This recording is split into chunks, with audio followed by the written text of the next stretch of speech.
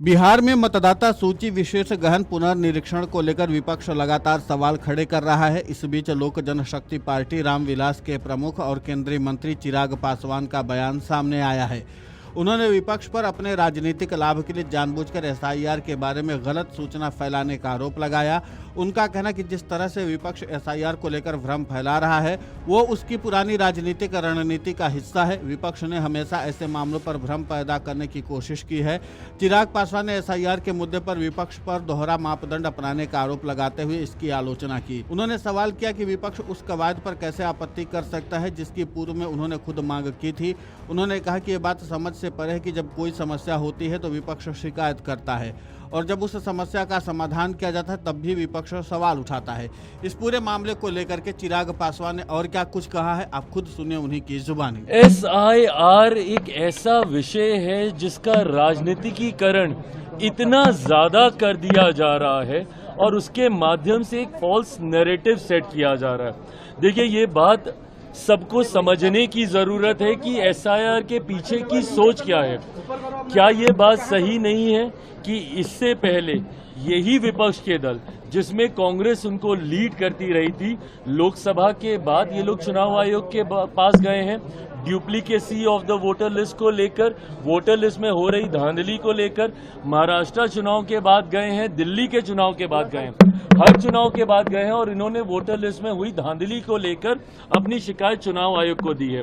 अब आपकी शिकायत पे जब चुनाव आयोग फैसला ले रहा है या उसका समाधान निकालने, अब कैसे आप इसको ठीक कर सकते हैं? अगर आपको शंका है कि वोटर लिस्ट में धांधली हो रही है तो एसआईआर के माध्यम से ही होगा ना, इंटेंसिव रिव्यू के माध्यम से ही आप इसको सुनिश्चित करा सकते हैं। अब जब वो भी हो रहा है तो उस पर भी आपको शिकायत है। भैया, अगर आपको नहीं विश्वास बीएलओ पे, बीएलओ अगर आपको लगता है कि चुनाव आयोग के माध्यम से उनको स्थापित किया जा रहा है और अगर आपको उन पे नहीं विश्वास है तो आपके बीएलए क्या कर रहे हैं? भाई, मेरा भी एक अपना राजनीतिक दल है जिसका मैं अध्यक्ष हूं, मेरे भी बीएलएज हैं, बूथ लेवल एजेंट्स हैं मेरे, जो हर चुनाव में सुनिश्चित करते हैं कि आपके मतदाताओं को या उस बूथ पे मतदाताओं को किसी तरीके की कोई कठिनाई ना हो। कागज पत्री में किसी तरीके की दिक्कत आ रही है, आप बीएलओ के माध्यम से उसको सुलझाइए। उसके बाद इसमें प्रावधान ये भी दे रखा है कि 3-3 स्तर पर आप अपील कर सकते हैं। उसके बाद भी आप लोगों को डराने का काम करें और ये प्रक्रिया कोई पहली बार नहीं की जा रही है। देश में इससे पहले भी 4 बार हो गई और चारों बार इसी तरीके से की गई है। कोई नई चीज को हमारी सरकार ने, ये चुनाव आयोग ने इस बार जोड़ने का कार्य नहीं किया है। इसी तरीके से प्रक्रिया होती है। इस बार सिर्फ एक बदलाव जो किया गया है वो इतना कि टेक्नोलॉजी को जोड़ा गया। इससे पहले फिजिकली डॉक्यूमेंटेशन आपको प्रोवाइड करने पड़ते थे, अब आप ऑनलाइन कर सकते हैं। तो विपक्ष सिर्फ और सिर्फ इसका राजनीतिकीकरण करके डराने का काम कर रहा है, जो ये हमेशा करते हैं। लोकसभा में भी डराया, आरक्षण खत्म हो जाएगा, संविधान खत्म हो जाएगा, लोकतंत्र खत्म हो जाएगा।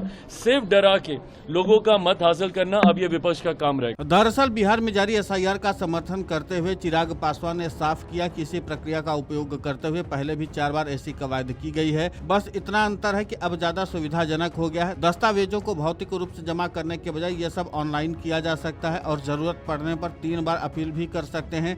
इसके साथ ही उन्होंने ये भी कहा कि किसी भी वैध मतदाता को गलत तरीके से वोटर लिस्ट से बाहर नहीं किया जाएगा। केंद्रीय मंत्री चिराग पासवान ने आगे कहा कि देश के नागरिक वैध व्यक्ति को किसी भी अन्याय का सामना नहीं करना पड़ेगा, लेकिन घुसपैठिए को कोई अवैध अधिकार नहीं दिया जाएगा। वहीं जेडीयू के राज्यसभा सांसद संजय कुमार झा ने भी एसआईआर की वकालत की। उन्होंने कहा कि फर्जी मतदान को रोकने के लिए निर्वाचन आयोग की एक कवायद जरूरी है।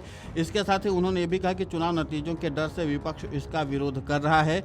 उन्होंने कहा कि विपक्ष को पता है कि बिहार चुनाव के नतीजे क्या होंगे। उन्होंने कहा कि जिस तरीके से विपक्ष ने लोकसभा चुनाव से पहले संविधान पर सवाल उठाया था, वैसे ही अब उन्हें एक और बहाना मिल गया है। उन्होंने बताया कि 98% मतदाता अपने आवेदन जमा कर चुके हैं। उन्होंने ये भी कहा कि किसी भी वैध मतदाता का नाम वोटर लिस्ट से बाहर नहीं किया जाएगा।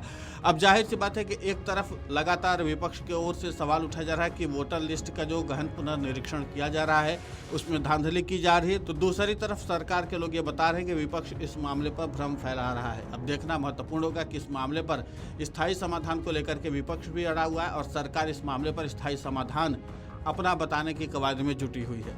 Video desk अमरउजाला.com।